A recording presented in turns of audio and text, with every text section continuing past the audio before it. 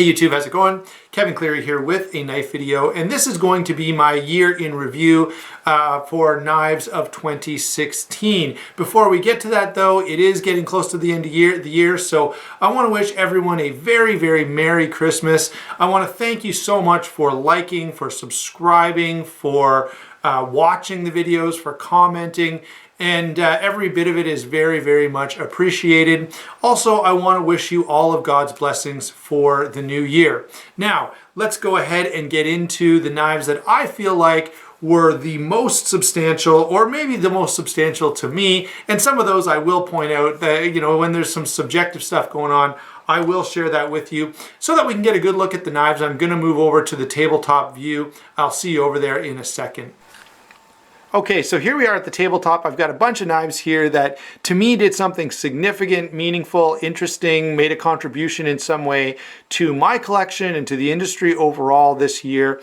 And so I want to go ahead and share those with you. Now, let me first move these out of the way. These are all on my list. They'll be coming back as we kind of go along here.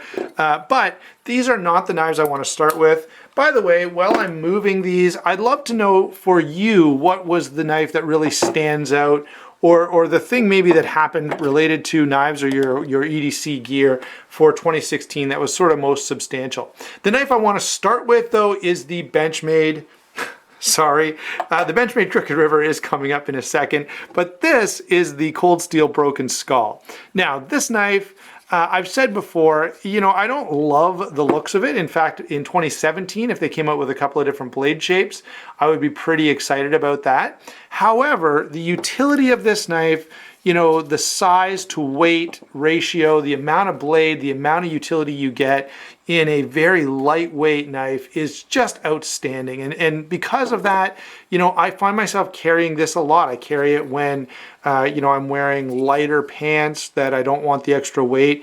I carry it when I don't have a lot of space maybe, but I want a full-size knife. So just a great offering from Cold Steel. And the other thing is, I think this knife kind of represents a bit of a different direction for Cold Steel. You know, it's got the nice colors. It's got the CTS XHP steel. Now I do wish they offered it in satin. I think this would be a really nice looking satin finished blade. But anyway, I think this is a significant knife for this year because of just the achievement of it. It's big and it's useful and it's lightweight. Just a really, really well balanced blade. Next up, let's go ahead with the Crooked River. Since I was so desperate to talk about it, I actually wanted to get it in there before the Broken Skull. This knife from Benchmade is just outstanding. You know, there's really nothing I dislike about it. I love the look of it. I love how it's sort of this combination of a bit of a traditional look with the clip point and the bolster while having, you know, modern materials and some flash and some sort of flair to the design with the orange pivot collar and geared back spacer. Now, since my initial review of this, I have added the deep carry clip and I really, really like that. This is again a knife that I find myself carrying a lot. It's fairly comfortable. Around 5 ounces, just overall a very, very well done knife, and you know, one that for me, I was really, really happy to see from Benchmade. This is honestly one of my favorite Benchmades and really one of my favorite knives overall. So yeah, for me, you know, I like the changes that Benchmade made this year, and I especially liked this model for its size, for its design, and just for its utility. Benchmade Crooked River, great, great knife.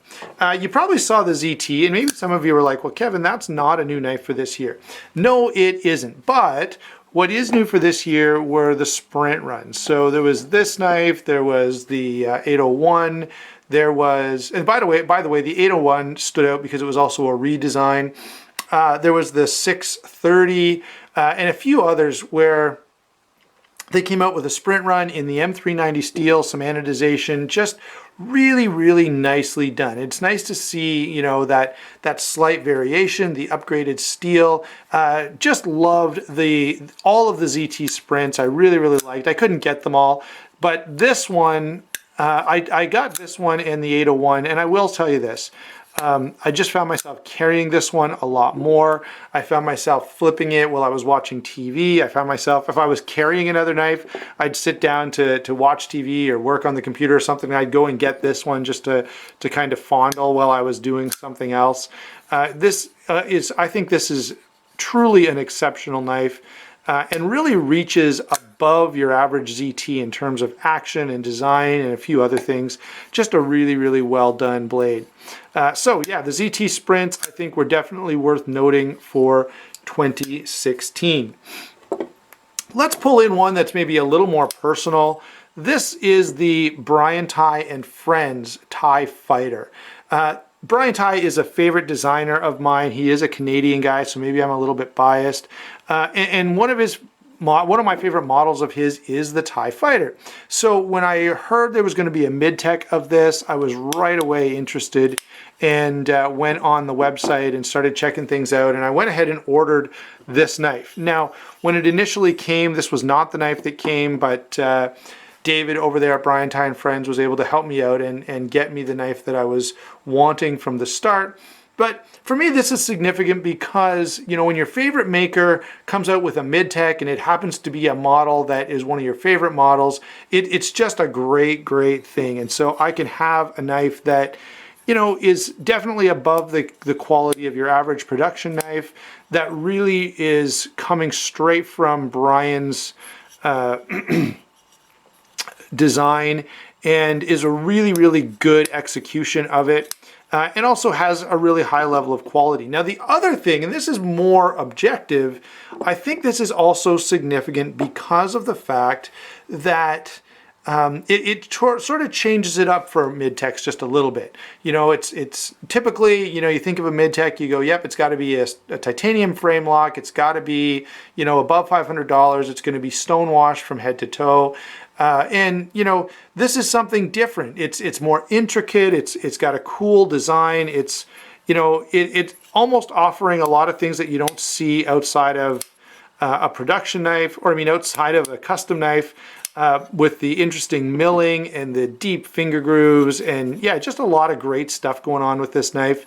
And for all of those reasons, this guy makes my list as being significant or substantial for 2016. And I know this one's a little bit personal, so not everyone will probably agree with this particular one being included. But it is my video, so there you go. Let's go to something else. This, of course, is the Cold Steel 4MAX. Now, this is a knife that was announced like over 2 years ago, and I have been waiting patiently ever since. This is about the closest thing that you'll ever be able to get a hold of to an Andrew Demko custom. Just the fit and finish on this, the construction of it, the materials of it are all off the charts. Yes, it is stupidly big, but with that size, it's surprising because you know, you look at it and it feels like it should be big and bulky and not comfortable to carry and use. But in terms of utility, this is awesome. This is one of the most useful, durable high-end knives that I have ever owned, and even that I'm aware of. You know, if you want something that really scratches that itch for something that is, you know, exclusive and limited and well built and high end, but also something you can use and really thrash on, this is a great, great offering. And now I know I haven't done my full review of this yet, but you can bet my review is going to be fairly positive, with the major exception being that this is not the most practical knife out there, okay? I carry it, and I carry it quite a bit, only because I love it, right? It's so awesome that I'm willing to compromise and be a little uncomfortable to carry something this cool. All right, so Cold Steel 4MAX is significant because it arrived, okay? There was a bit of a wait for these, and if you follow me on Instagram, you may recall that when this one came along, the lock bar on this was a little bit proud, as were a number of the ones from the second production run.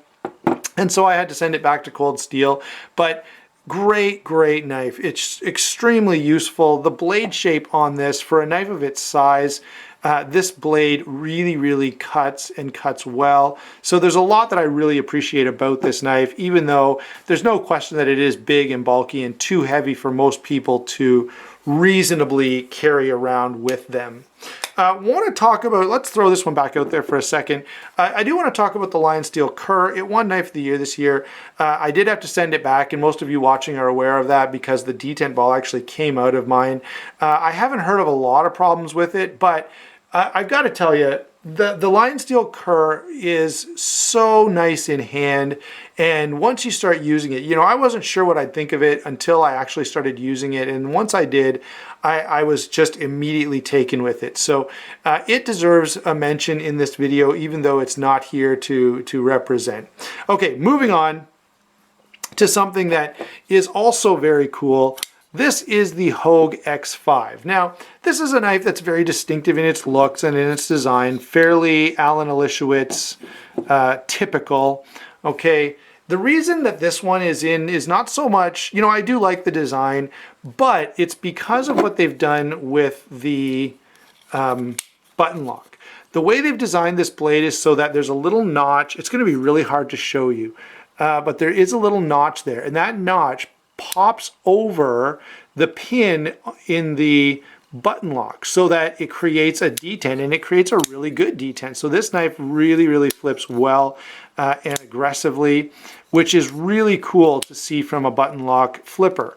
Okay, gotta say a lot of credit is deserved for that design because it's really well done. Now the knife itself is also good. The other thing that I really like is that this is CPM 154 rather than 154 CM. Big upgrade in steel there, and a number of people have commented that Hogue was kind of due for an upgrade, and I was one of those. So it was nice to see this come out with the higher end of the steel, or with a higher end steel. Let's just phrase it better. Okay, finally, WE knives. Now you guys have seen a lot of WE knives on the channel. These guys, you know, are doing just a great job. Very high-end stuff, and I know they're expensive, especially if you're in Canada. Now I've been fortunate to get some good deals on most of the ones that I had. I did take the full hit and pay full price for this one. Luckily, I was able to sell something else to finance that. But WE Knives came out with a bunch of models this year, a lot of really interesting, really cool designs. Now they're very distinctive designs, so I know that's not going to appeal to everyone, but nonetheless, I think they are worth considering as an important part of the puzzle for knives this year. And here's what I'm waiting for, guys. Here's what I think is going to be interesting along these lines. You have a knife like this and a few others from overseas makers, and I think they're going to be putting pressure on domestic companies to really stand up and deliver. Okay, it's going to change how the industry works, because end users are going to go, wait a second, when I can get this for $300, there's no way I'm paying $500 for something that doesn't have this level of quality, this intricate of machining, this quality of materials. You know, it's just not going to fly. Now ZT, I think, has already been putting on some of that pressure, but you can tell that ZT takes some steps to make things more affordable, okay? Not so with WE and some of the other companies. Like, they're giving you all kinds of stuff that you don't see on, you know, outside of much more expensive knives.